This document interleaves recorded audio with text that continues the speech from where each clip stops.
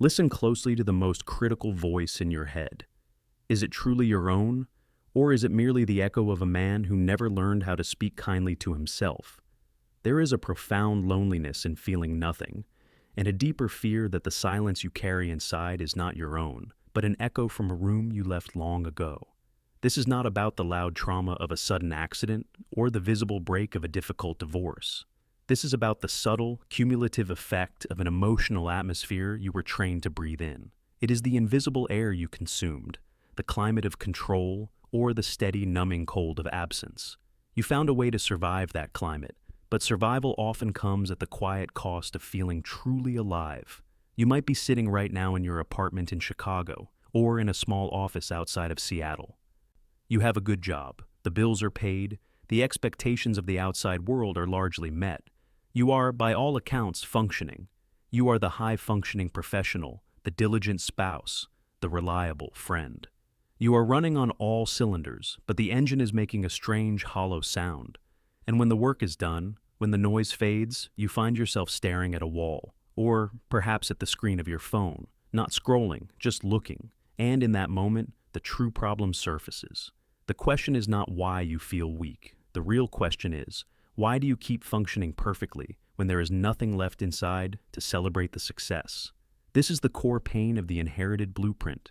You are carrying a weight you never agreed to hold, a heaviness you didn't choose, a story that didn't start with you, but somehow became your responsibility to finish, or worse, your responsibility to perpetually defend yourself against.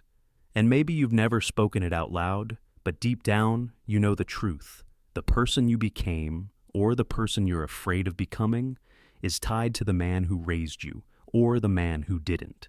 This is not an episode about blame. It is not about pointing a finger at a parent who was almost certainly doing the best he knew how, often limited by his own unhealed history. This is about something far quieter, more systemic. It's about the emotional architecture of your life. Every human child requires two things to thrive: connection and predictability. If the environment provided by your father figure lacked either of these, your inner world had to compensate. And that compensation, that ingenious, protective maneuver, is what you now mistake for weakness. You ask yourself, why do I struggle with simple emotional tasks that seem effortless for others? Why do I feel this deep, hollow sense of detachment, this constant low-grade anhedonia, even when good things happen? Why do I keep fighting invisible battles that no one else seems to see? The answer, at least the quiet beginning of it, often leads back to the emotional atmosphere in which you learned to breathe. A father does not just raise a child, he raises their inner voice, the voice you hear when you doubt yourself, the voice you hear when you're trying to impress someone, the voice you hear when you fail, when the house is empty, or when you're afraid to take your next step. For some people, that voice is a stable foundation. For others, it's harsh, demanding perfection. And for many, it is simply absent, the silence itself becoming the most potent instruction. But for you, perhaps, it became a voice that makes you shrink instead of rise, a voice that makes you hesitate instead of act, a voice that repeats the old emotional patterns, the old survival scripts that you inherited without realizing it. You were trained to breathe in a world built by someone else's fears, someone else's avoidance, or someone else's capacity for silence. Think about that for a moment. Your nervous system learned its first, most fundamental lessons about safety and worth, not through lectures, but through presence, through tone, through what happened when life became difficult in that home. If your father raised you with silence, you learned to silence yourself. If he raised you with anger, you learned to walk on emotional eggshells, developing hypervigilance as a skill. If he raised you with impossible standards, you learned the toxic loop that nothing you do is ever enough, leading to anxiety disguised as ambition. If he was absent, you learned to question your own inherent worth, the deep, sinking feeling that, if you were truly valuable, you would have been chosen. If he was emotionally unpredictable, you learned to overthink everything, mistaking anxiety for preparedness. And here is the quiet, central core of the MindRabbit perspective on this. If he wanted you to be strong by not feeling, you learned to confuse numbness with strength. If he avoided his own discomfort, you inherited a blueprint for avoidance as your primary coping strategy. If he lived life shrinking from his own potential, You inherited the uncomfortable instruction to shrink from yours. None of this makes him a bad man. It simply makes him a human being with his own unhealed history. But it also means you grew up in a constant state of low-grade defense. And that is why you feel this deep, quiet fatigue now. Not because you are weak, but because you grew up in survival mode. You were learning how to read his shifting moods instead of learning how to understand the subtle, complex terrain of your own feelings. You were learning how not to upset the delicate emotional balance of the house, instead of learning how to express your true self, your wants, your needs. This is the point where the emotional pain transcends biography and becomes pure, observable mechanism. Survival mode changes the brain. That's not poetry, that's verifiable neuroscience. And what protected you in the past, that genius for adaptation, becomes the very thing that limits you in adulthood. You learned emotional freezing as a child, and now you call it indecision. You learned self-doubt early, and now you call it humility. You learned to avoid conflict, and now you call it peace. You learned to depend on no one, and now you call it strength. You learned to stay small and quiet, and now you call it your personality. You weren't choosing these things. These things were chosen for you by the necessity of adaptation. The deepest pain is realizing that the shield you forged is also the cage you live in. Let us ground this psychological reality in a single, sustained image. We will call this the hollow fortress. Imagine the father figure in your life, not as a tyrant or a villain, but as an architect. An architect who was tasked with building a home for his family, but who himself grew up in a landscape of emotional storms. Perhaps he was raised by a man who saw tenderness as a dangerous weakness, or by silence, or by the relentless pressure of performance. What does that architect build? He builds a structure designed for one purpose above all others: defense. He builds a fortress. This fortress is high. It has thick, unyielding walls of emotional control. The windows are small and opaque, allowing him to observe the outside world, but preventing anyone from truly seeing in. He enforces strict rules of conduct, a silent decree that everything must be handled internally, that visible distress is a breach of security. The philosophy is simple. If nothing gets out, nothing can hurt us. As a child, you grew up within these massive, cold walls. This fortress successfully protected you from the worst elements of the world as he knew it, and perhaps from the uncontrolled chaos of his own inner life. It worked. You survived. You learned the code of conduct. Keep everything inside. Don't burden anyone. Handle everything yourself. Stay quiet. Stay polite. Stay stable. Don't express too much. Don't ask for help. Don't show weakness. This fortress is the physical manifestation of the emotional blueprint you inherited. Your father instilled in you not malice, but a masterful self-protective mechanism. But here is the slow, quiet tragedy of the hollow fortress. It successfully kept the outside world out, but in doing so, it also locked you in. The walls, which were meant for protection, grew so thick that they began to block out the very elements necessary for life. They blocked the sunlight of spontaneous joy and the fresh air of true connection. They prevented the subtle, necessary winds of emotional change from entering. You were safe, yes, but you began to feel the heavy, persistent cold of anhedonia, the gradual loss of the capacity to feel pleasure or meaning from the success achieved within those walls. The space inside the fortress, your inner world, is vast, orderly, and meticulously maintained. You have accomplished everything you set out to.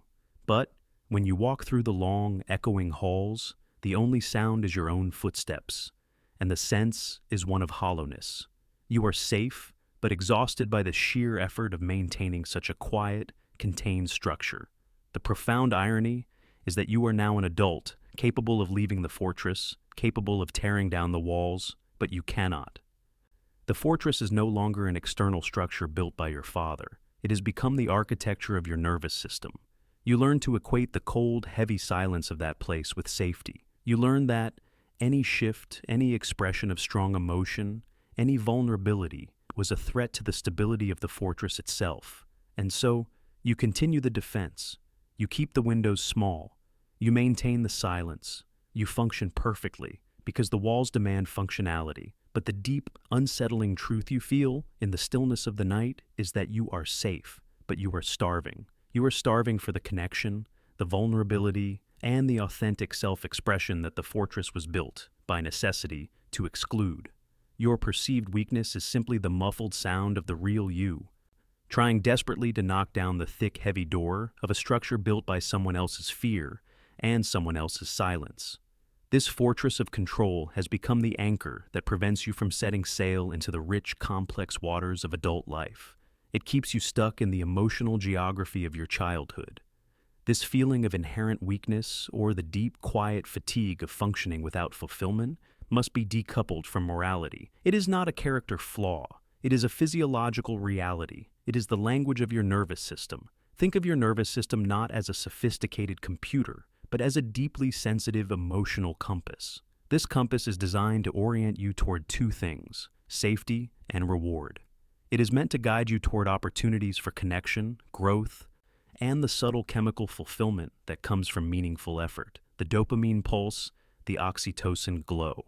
But the blueprint you inherited, the atmosphere of the hollow fortress, caused this compass to be physically and chemically stuck. Studies in developmental neuroscience, particularly those concerning attachment and early life stress, show that environments shaped by emotional unpredictability, chronic criticism, or emotional distance affect the development of key stress pathways. This isn't abstract psychology. This is concrete biology. When a child's safety is tied to reading and managing a parent's moods, learning how not to upset him instead of learning how to express themselves, the child's brain prioritizes defense over exploration. The body's primary directive in that environment was simple: survival. To survive, the system needed to conserve energy and minimize any expression that could provoke conflict or judgment. Your brain, specifically the limbic system and the prefrontal cortex, underwent a silent, powerful rewiring. We often talk about the fight-or-flight response, which is the sympathetic nervous system kicking in. But in a quiet, unpredictable home, the more common and often more damaging response is the freeze response, regulated by the dorsal vagal complex. When an external threat is inescapable, like the constant low-grade threat of paternal disapproval or absence, the nervous system goes into a state of shutdown. This shutdown is the biological basis for the emotional numbness you confuse with strength. In shutdown, your system pulls back its energy.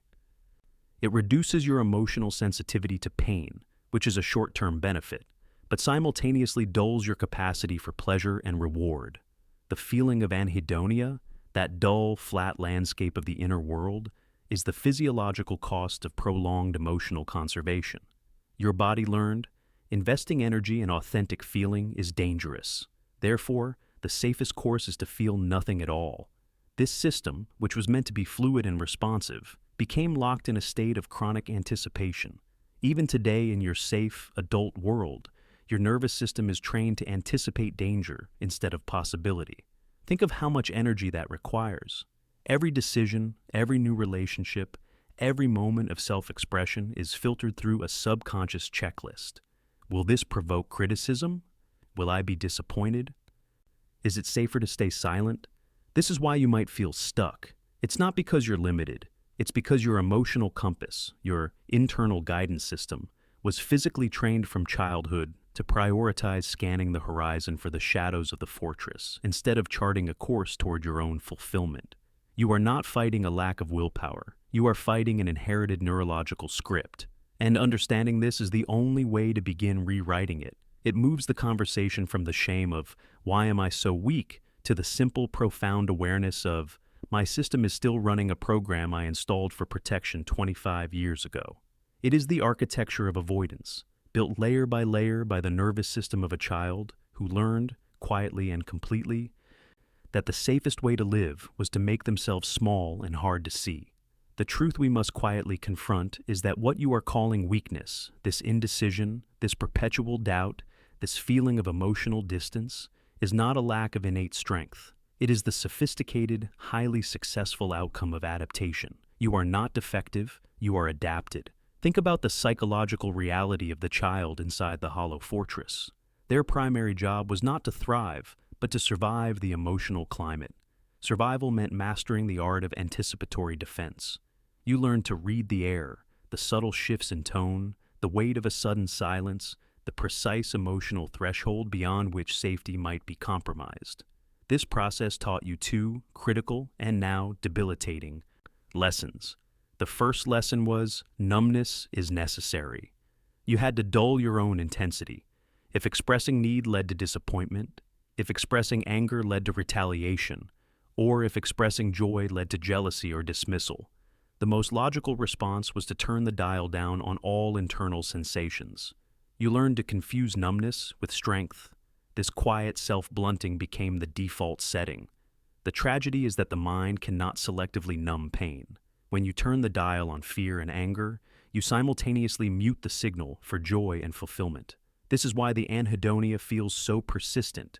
It is the evidence of a successful defense mechanism that is still running. The second lesson was, the self is a threat. You learned that your true spontaneous self, the self that wanted to be loud, bold, honest, and expressive, was the greatest source of instability in the fortress. To keep the peace, you had to hide the person you actually were. Your identity became a compromise, a carefully managed performance designed to reduce friction with the emotional landscape of your father. This is why, as an adult, you struggle so deeply with authentic expression. You find it impossible to say what you truly feel, to articulate a boundary, or to state a personal desire without intense internal rehearsal. That crippling internal conflict is not a sign of low confidence. It is the ghost in the machine, the echo of the past, telling you, be careful. Being seen is still unsafe. The father-child relationship, for better or worse, becomes the emotional blueprint for how you relate to yourself. It establishes the internal criteria for worth. If your father never knew how to express pride genuinely, you learn to constantly perform for validation rather than for internal fulfillment. Your motivation is driven by an external gaze that can never truly be satisfied. If your father carried unresolved fears, his own unspoken burdens and insecurities, you didn't just inherit his DNA. You inherited the emotional echo of his struggle. You picked up the subtle, ambient stress of his unhealed parts, and it became part of your own stress response. The core realization here is that the behaviors you despise in yourself, the overthinking, the avoidance, the performance, are the precise emotional rules that allowed the younger version of you to survive the constraints of the fortress. You are simply running an old, essential piece of software on a life that has fundamentally changed. And that is the definition of being stuck, carrying the emotional defenses necessary for a world that no longer exists. Your weakness is simply your childhood's brilliant, but now outdated solution to a problem that was never truly yours to solve. The most difficult realization, the one that often brings a quiet internal collapse, is that your weakness is not a lack of courage. It is the quiet refusal of your nervous system to invest energy in a future it does not yet trust.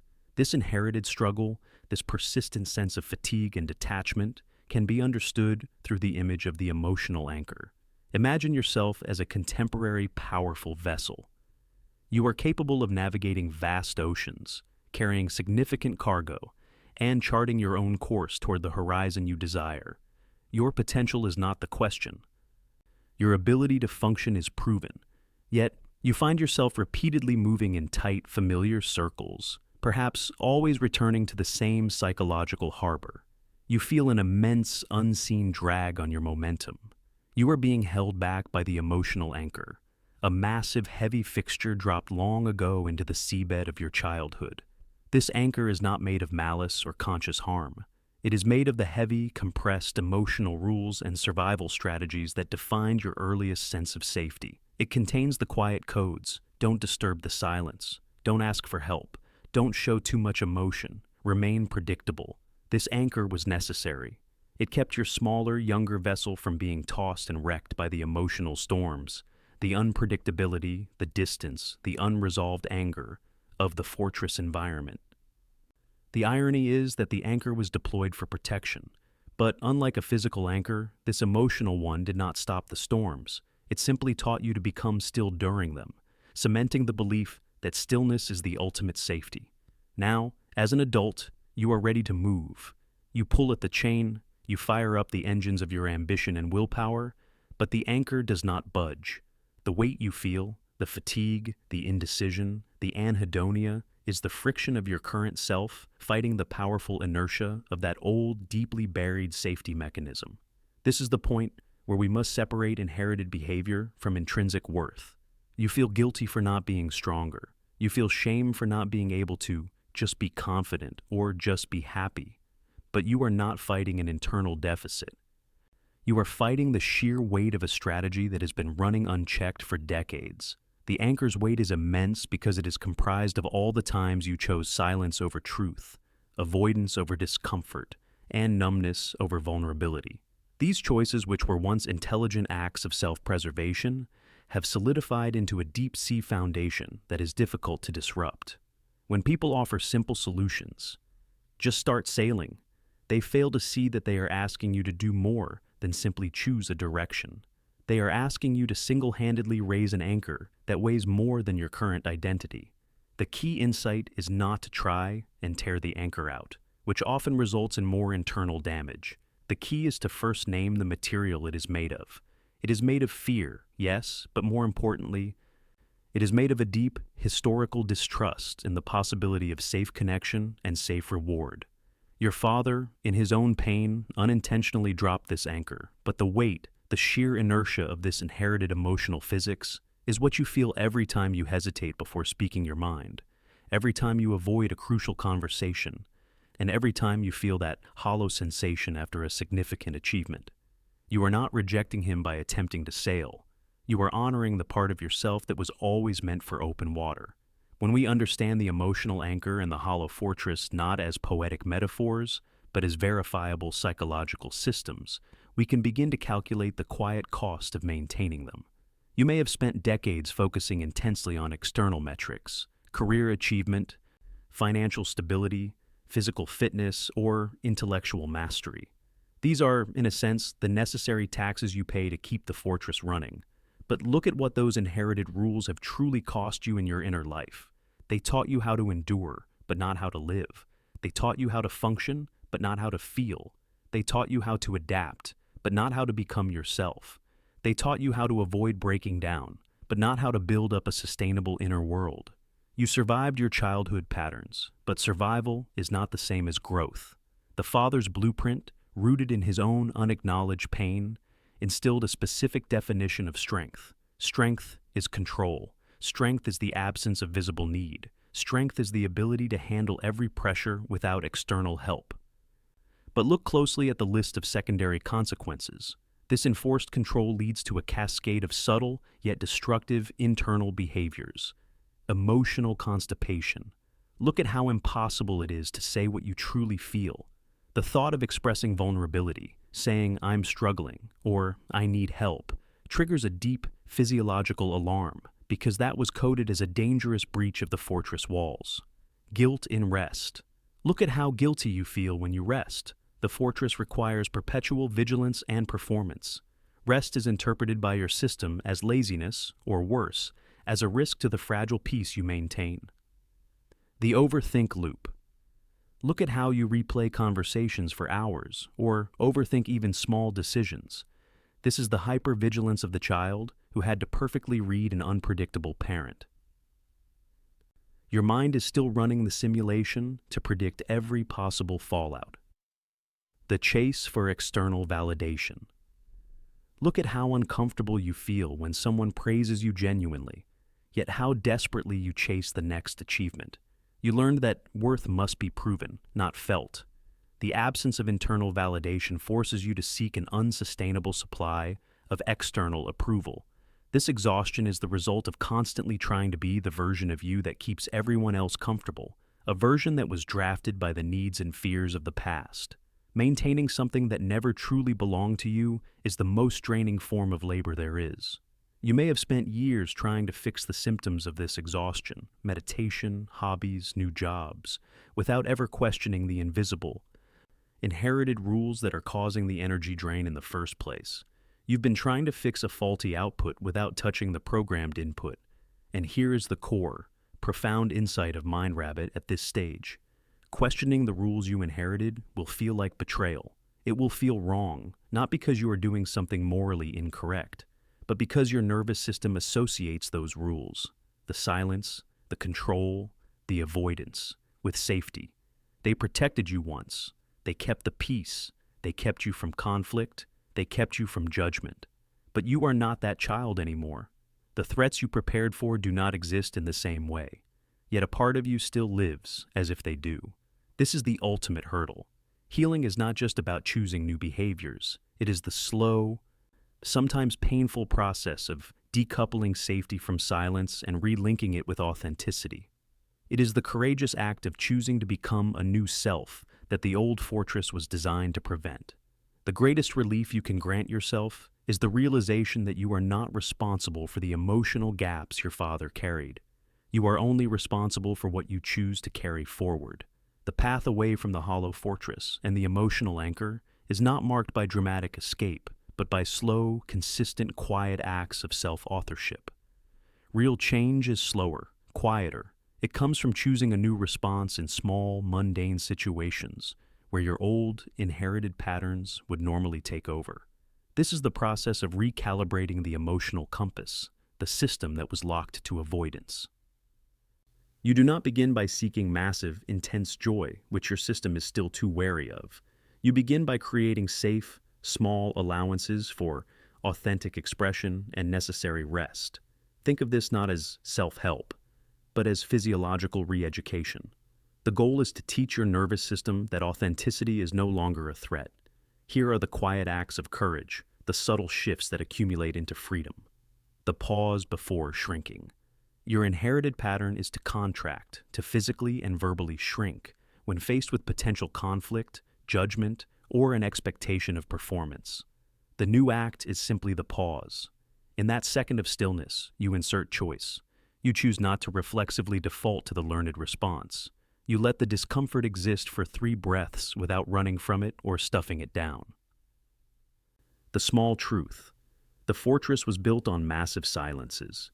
You begin to dismantle it by introducing small, genuine truths. This is not about confrontation. It is about self-honesty. Express something small you would have once hidden. I'm genuinely tired today, or that actually hurt my feelings, or I need 10 minutes of quiet. These are tiny moments where you choose honesty over avoidance. The forgiveness of learning. You must forgive yourself for the things you learned, not the things you chose. Forgive the child who mastered numbness, who excelled at people-pleasing, who became hyper-vigilant. That child was brilliant. They gave you survival. You are honoring them not by continuing their exhausting strategies, but by giving them the rest and the peace they never had. The anchor was necessary then, but it is disposable now. The permission to rest. The inherent logic of the fortress dictates that rest is weakness. You must actively, consciously recode rest as a necessity, not a luxury. The moment you let yourself rest without shame, turning off the phone, staring at the wall without guilt, you are actively choosing a new definition of worth, one that is felt rather than proven.